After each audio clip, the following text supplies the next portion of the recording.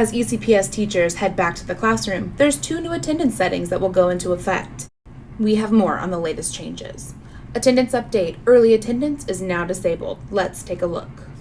On your portal screen, you'll see each period for which you need to take attendance for a given day.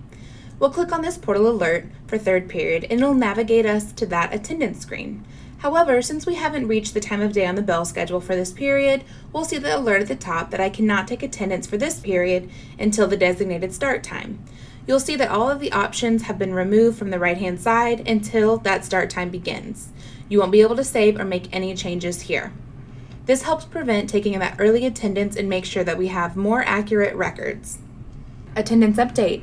Now marking all students as present requires a teacher confirmation. From your portal screen, click on the portal alert to navigate to that period's attendance screen.